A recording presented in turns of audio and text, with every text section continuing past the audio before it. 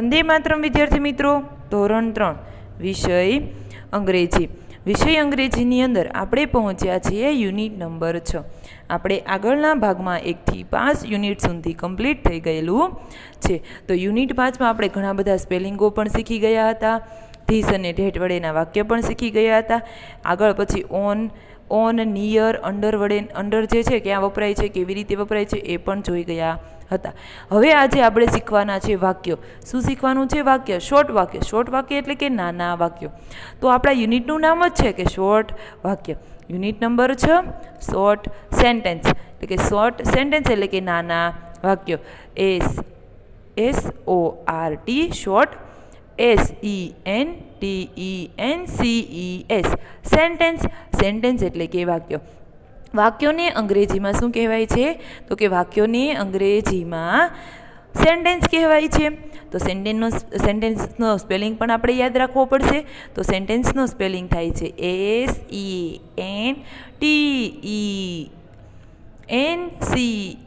SENTENCES sentence એટલે વાક્યો. તો ચાલો આપણે આગળ જોઈએ. વાક્યને અંગ્રેજીમાં સેન્ટેન્સ કહેવાય છે. શું કહેવાય? વાક્યને અંગ્રેજીમાં સેન્ટેન્સ કહેવાય. તો સેન્ટેન્સનો સ્પેલિંગ SENTENCE. ના યાદ રહે તો આપણે 3 રીતે વાક્ય યાદ રાખશું. 3 અક્ષર એટલે કે SENTENCE સેન્ટેન્સ એટલે વાક્ય. વાક્યને અંગ્રેજીમાં સેન્ટેન્સ કહેવાય છે. પછી શું છે? તો કે સેન્ટેન્સ એટલે યોગ્ય રીતે ગોઠવાયેલા એવા સ્પેલિંગનો સમૂહ કે જેનો અર્થ સમજી શકાય. એટલે કે જો હું એમ કહું કે મારું નામ પ્રિયા છે, બરાબર, હું એમ કહું, અથવા તો તમે લોકો એમ કહો કે મારું નામ પ્રિયા છે, અથવા કોઈ એમ કહે કે મારું નામ રાજ છે, બરાબર, તો એ શું થયું? એક શબ્દ છે હોય તેને શબ્દનો સમૂહ.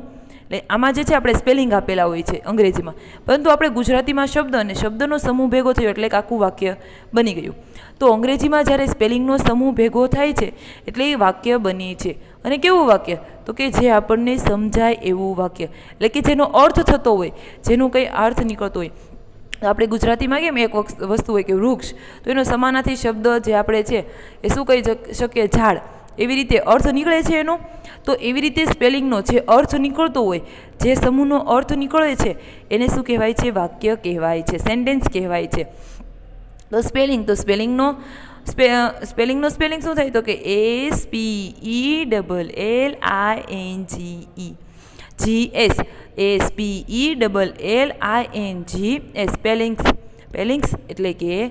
સ્પેલિંગ્સ એટલે કે સ્પેલિંગ ઓ થશે, કેમ કે અહીંયા એસ લગાવેલો છે. તો જે છે એક કરતાં વધારે સ્પેલિંગની વાત થયેલી છે.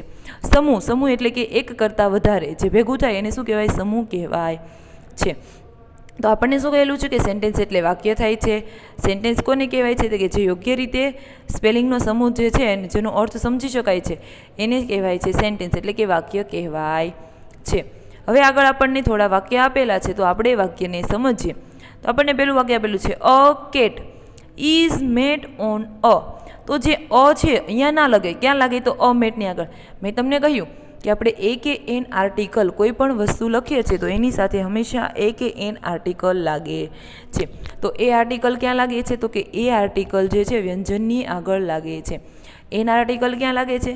તો કે એન આર્ટિકલ જે છે એ સ્વરની આગળ લાગે છે. તો અહીંયા આપણને અ કેટ, તો આપણે જ્યારે વાક્ય બનાવીએ તો અ કેટ ઇઝ ઓન, તો આપણે શું બનાવી? On a mat. તો આ વાક્યમાં આપણને કંઈ સમજાય નહીં, કેમ કે શું કહેવા માંગે છે? તો કે અ કેટ.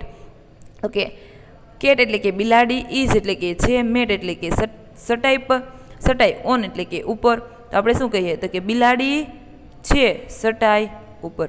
તો ચટાઈ ઉપર, તો આ વાક્ય આપણને કંઈ સમજાય નહીં, પરંતુ જો અર્થવાળું વાક્ય આપણને કહેવામાં આવેલું હોય તો આપણે એને સમજી શકીએ. એટલે કે જે સ્પેલિંગનો સમૂહ જે અહીંયા આપેલો છે તો એ સ્પેલિંગનો સમૂહ વ્યવસ્થિત રીતે ક્રમમાં ગોઠવેલો હોય તો એ આપણે વાક્ય સમજી શકીએ છીએ. તો હવે જોઈએ આપણને નીચે સાચું વાક્ય આપેલું છે કે a cat is on a mat. શું થશે આખું વાક્ય? મેટ અને અ તો બંનેને છૂટું પાડવામાં, તો એ છૂટું પડે નહીં, કેમ કે અ આર્ટિકલ એમ અહીંયા આપેલો છે કે વ્યંજન છે તો એની આગળ લગાડવામાં આવે છે. ઓન એટલે કે ઉપર, તો અ કેટ તો બિલાડી છે, ઓન એટલે કે ઉપર, ચટાઈની, તો શું આવશે? બિલાડી ચટાઈ ઉપર છે. આમાં આપણને અર્થ વગરનું વાક્ય, તો અહીંયા આપણને અર્થ સમજાય એવી રીતે વાક્ય આપેલું છે. A cat is on a mat, એટલે કે આપણે ક્રમમાં આપણે આ રીતે લખાય છે. તો આપણને અહીંયા કંઈ પૂછેલું છે, કંઈ સમજાયું, તો આપણે કહીએ કે ના, કે આપણને અહીંયા કંઈ સમજાતું નથી. હવે સમજાયું ને, તો આપણને આ વાક્યમાં સમજાય છે, કેમ કે અહીંયા આપણને અર્થપૂર્ણ વાક્ય આપેલું છે કે જેનો અર્થ નીકળે છે, જેનો સમૂહ, આ સ્પેલિંગનો સમૂહ જે છે એ વ્યવસ્થિત રીતે અહીંયા ગોઠવાયેલો છે. હવે જોઈએ આપણને સેન્ટેન્સ એટલે શું એવું નીચે સમજાવેલું છે. સેન્ટેન્સ એટલે, હવે સેન્ટેન્સ એટલે સ્પેલિંગની યોગ્ય રીતે ગોઠવણી. તો આપણે ઉપરના જે વાક્ય જોયા એમાં એવી રીતે જ હતું કે પેલું જે વાક્ય હતું એ આડાવાળા રીતે ગોઠવણી હતી, અને બીજું વાક્ય જે છે એમાં વ્યવસ્થિત ગોઠવણી હતી. તો આપણને પેલું જ આપેલું છે કે સ્પેલિંગની એવી રીતે ગોઠવણી, એટલે યોગ્ય રીતે ગોઠવણી, યોગ્ય એટલે કે વ્યવસ્થિત રીતે ગોઠવણી કરેલી હોય. વાક્યની શરૂઆત કેપિટલ લેટરથી થાય છે. કેપિટલ લેટર એટલે કે કેપિટલ વ્યંજન અથવા તો સ્વર, કોઈ પણ વસ્તુ હોય તો કેપિટલ વસ્તુથી જ વાક્યની શરૂઆત થાય છે. એટલે કે આપણો જે પેલો મૂળાક્ષર આપણે લખીએ છીએ એ હંમેશા કેપિટલ લખાય છે. AMCV કોઈ પણ કેપિટલ, કોઈ પણ લેટર લઈ લો તો કોઈ પણ લેટર આપણે કેપિટલ અક્ષરથી જ વાક્યની શરૂઆત હંમેશા થાય છે. વાક્યના અંતમાં ફૂલ સ્ટોપ એટલે કે પૂર્ણ વિરામ મુકાય છે. ફૂલ સ્ટોપ એટલે કે શું થાય? પૂર્ણ વિરામ. તો અંગ્રેજીમાં ફૂલ સ્ટોપ કહેવાશે અને ગુજરાતીમાં પૂર્ણ વિરામ કહેવાય છે. આપણે કોઈ પણ વાક્ય લખીએ તો પાછળ જે છે પૂર્ણ વિરામ લખાય છે. જે વાક્ય પૂર્ણ છે તો એ વાક્ય પૂર્ણ થાય એટલે એની પાછળ આપણે પૂર્ણ વિરામનો ઉપયોગ કરતા હોઈએ છીએ. તો સેન્ટેન્સ એટલે સ્પેલિંગની યોગ્ય રીતે ગોઠવણી. વાક્યની શરૂઆત કેપિટલ લેટરથી થાય છે. વાક્યના અંતમાં ફૂલ સ્ટોપ મુકાય છે એટલે કે પૂર્ણ વિરામ મુકાય છે. તો હવે આપણને કોઈ પૂછે સ્પેલિંગ, આપણને એમ પૂછે કે સેન્ટેન્સ એટલે, તો આપણે કહી શકાય કે સેન્ટેન્સ એટલે સ્પેલિંગની યોગ્ય રીતે ગોઠવણી. શું કહી શકીએ? કે સેન્ટેન્સ એટલે સ્પેલિંગની યોગ્ય રીતે ગોઠવણી. આપણે એમ કહીએ કે સેન્ટેન્સની વ્યાખ્યા આપો, એટલે કે વાક્ય જે છે વાક્યની વ્યાખ્યા આપો. તો વાક્ય કોને કહેવાય? તો વાક્ય જે છે એ આપણે કહી શકીએ, આપણે ગુજરાતીમાં આપણે કોઈને કહેવું હોય તો આપણે કહી શકીએ શબ્દોનો સમૂહ. તો શબ્દો એટલે કે સ્પેલિંગ અંગ્રેજીમાં સ્પેલિંગ આવે એટલે સ્પેલિંગની યોગ્ય રીતે ગોઠવણી, શબ્દના સમૂહની યોગ્ય રીતે ગોઠવણી. તો આપણે અહીંયા એવું પણ કહી શકીએ કે સ્પેલિંગના સમૂહની યોગ્ય રીતે ગોઠવણી એટલે સેન્ટેન્સ એટલે કે વાક્ય. તો આપણને સમજાવવામાં આવેલું છે કે વાક્ય કેવી રીતે કોને કહેવામાં આવે છે. એટલે કે સેન્ટેન્સ એટલે આપણે શું કહેવાય? તો સેન્ટેન્સ એટલે તો પહેલાં વાક્ય થાય છે. તો સેન્ટેન્સ કોને કહેવામાં આવે છે? તો સેન્ટેન્સ સ્પેલિંગની યોગ્ય રીતે ગોઠવણી એટલે એને વાક્ય કહેવાય છે, એટલે કે સેન્ટેન્સ કહેવાય છે. અને વાક્યની શરૂઆત હંમેશા કેવી રીતે થશે? તો કે કેપિટલ લેટરથી જ થાય છે. એટલે કે પહેલી ABCD, કેપિટલ લેટર એટલે કે પહેલી ABCDથી જ વાક્યની શરૂઆત થાય છે. પહેલો મૂળાક્ષર તો આપણે પહેલી ABCDનો જ લખાશે. પછી આપેલું છે વાક્યના અંતમાં ફૂલ સ્ટોપ મુકાય છે. ફૂલ સ્ટોપ એટલે કે પૂર્ણ વિરામ મૂકવામાં આવે છે. ચાલો હવે આપણે આગળ શું આપેલું છે જોઈએ. તો આગળ આપણને થોડા એવા વાક્ય આપેલા છે, તો એ વાક્ય આપણે સમજીએ અને જોઈએ. તો એમાં પહેલું વાક્ય આપણને જે છે, પહેલાં તો આપણને ચિત્ર આપેલું છે અને ચિત્ર પરથી વાક્ય આપેલું. તો પહેલું ચિત્ર જે આપણને આપેલું છે ટબનું છે. શેનું ચિત્ર આપેલું છે? તો કે ટબનું ચિત્ર આપણને અહીંયા આપેલું છે. તો ટબ એટલે કે ટબ થાય છે જે આપણે ઘરે મમ્મી જે છે કપડાં ધોવા માટે ઉપયોગ કરતા હોય છે, અથવા તો આપણા ઘરે બાથરૂમમાં નાહવા માટે પણ ટબ હોય છે, જે આ મોટો ટબની વાત થાય છે. તો એ પણ ટબ હોય છે. આપણે ઘણી રીતે આપણા ઘરમાં અલગ અલગ જગ્યાએ આપણે ટબનો ઉપયોગ કરતા હોઈએ છીએ. હવે અહીંયા આપણને સેન્ટેન્સ એટલે કે વાક્ય આપેલું છે. This is a big tub. હવે ધીસ એટલે કે આ, એ તો આપણે આગળ જોઈ ગયા આગળના ભાગમાં. તો ધીસ એટલે કે આ, ઇઝ એટલે કે છે, અ બિગ, અ કેમ? તો કે અ આર્ટિકલ એટલા માટે કે જે છે બી જે છે વ્યંજન છે, તો અ આર્ટિકલ મૂકવામાં આવેલું છે. ટબ એટલે કે ટબ. બિગ એટલે શું થશે? મોટું. તો this is a big tub એટલે કે આ ઇઝ એટલે કે છે, અ બિગ એટલે કે મોટું, અને ટબ એટલે કે tub. This is a big tub. આખું સેન્ટેન્સ કેવી રીતે વચાય છે આપણે? તો કે this is a big tub. એમનું ગુજરાતી થશે આ મોટું ટબ છે. શું થશે ગુજરાતી? આ મોટું ટબ છે. હવે આગળનું વાક્ય આપણને જે છે આપેલું છે, તો આપણે પહેલાં ચિત્ર જોઈએ કે આપણને જે ચિત્ર છે એ કપનું ચિત્ર આપેલું છે. શેનું ચિત્ર આપેલું છે? કપનું ચિત્ર. તો જે કપ છે એટલે આપણે જે કપ જેમાં આપણે, તમે ચા પીતા હો, તમે ચા દૂધ પીવો છો કે ચા પીવો છો? ચા દૂધ પીતા હશો ને? હા. તો આપણે ચા દૂધ જે કપમાં પીએ છીએ, અથવા તો તમે દૂધ પીવો છો, તો જે દૂધ જે પીવો છો એ કપની અહીંયા વાત થયેલી છે. તમે પીવો છો, તમારી પાસે છે આવો કપ વિદ્યાર્થી મિત્રો? હા, તમે દૂધ પીતા હશો એટલે તમે લોકો આવા કપમાં દૂધ પીતા હો એટલે આપણી પાસે આવો કપ હોય છે. હવે એના પરથી આપણને સેન્ટેન્સ આપેલું છે, તો સેન્ટેન્સ છે this is a red cup. This એટલે કે આ, ઇઝ એટલે કે છે, અ રેડ, રેડ એટલે કે લાલ, કપ એટલે કે કપ, કપ એટલે કપ થાય છે, જેમ ટબ એટલે ટબ એમ કપ એટલે કપ થાય છે. ધીસ એટલે કે આ, ઇઝ એટલે કે છે, અ રેડ એટલે કે લાલ, કપ એટલે કે કપ, કે આ લાલ કપ છે. શું છે? આ લાલ કપ છે. રેડ એટલે શું થાય?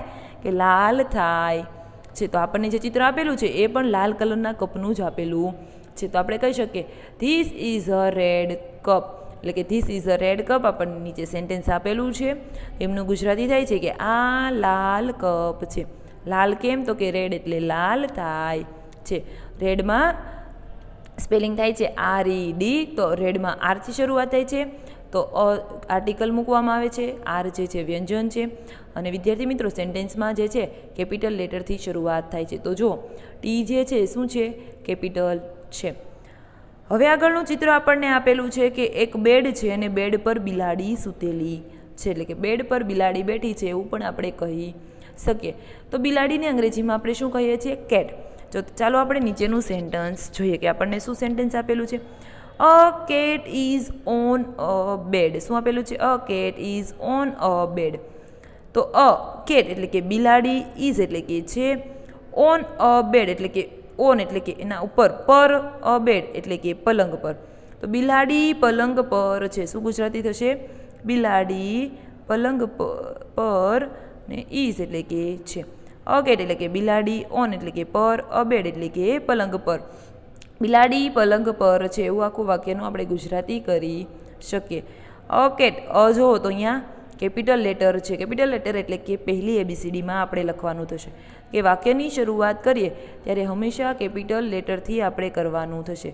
અ cat is on a bed. આપણને સેન્ટેન્સ આપેલું છે કે a cat is on a bed, એટલે કે બિલાડી પલંગ પર છે. શું થશે ગુજરાતી? બિલાડી પલંગ પર છે.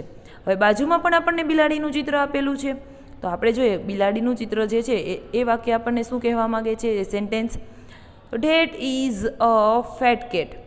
ધેટ એટલે કે પેલું. આપણે દૂરની વસ્તુ દર્શાવવા માટે ધેટનો ઉપયોગ કરતા હતા. તો ધેટનું ગુજરાતી આપણે શું લખતા હતા? એમનો અર્થ ધેટનો કે પેલું, પેલી, પેલા વગેરે લખતા હતા. તો અહીંયા ધેટ એટલે બિલાડી, તો પેલી બિલાડી આપણે એમ કહી શકાય. તો ધેટ ઇઝ એટલે કે છે અ ફેટ. ફેટ એટલે કે જાડી, કેટ એટલે કે બિલાડી. ધેટ એટલે પેલી, અ ફેટ એટલે કે જાડી, બિલાડી એટલે કેટ, અને છે એટલે ઇઝ. તો that is a fat cat. ફેટનો સ્પેલિંગ શું થશે? FAT. એફ વ્યંજન છે એટલે આગળ અ આર્ટિકલ લખવામાં આવે છે. ફેટ એટલે કે જાડી થાય છે. તો પેલી જાડી બિલાડી છે એમ કહી શકાય. That is a fat cat. તો પેલી જાડી બિલાડી છે. તો વિદ્યાર્થી મિત્રો આપણે આજે શું જોઈ ગયા? તો કે સ્પેલિંગનો સમૂહ, એટલે આપણે સેન્ટેન્સ જોઈ ગયા. સ્પેલિંગના સમૂહને શું કહેવાશે? આપણે સેન્ટેન્સ. સેન્ટેન્સ એટલે કે વાક્ય. આપણે એવા વાક્ય જોઈ ગયા જેની શરૂઆત હંમેશા કેપિટલ લેટર એટલે કે પહેલી ABCDથી થશે, કેપિટલ લેટરથી થશે. અને વાક્ય પૂર્ણ થતાં આપણે ફૂલ સ્ટોપ મૂકીશું. ફૂલ સ્ટોપ એટલે કે પૂર્ણ વિરામ મૂકીશું. તો વિદ્યાર્થી મિત્રો આપણે યુનિટ નંબર 6 શોર્ટ સેન્ટેન્સમાં આજે એટલું જોયું. હવે આગળના ભાગમાં આપણે નવી વસ્તુ સાથે મળીશું. વંદે માતરમ વિદ્યાર્થી મિત્રો.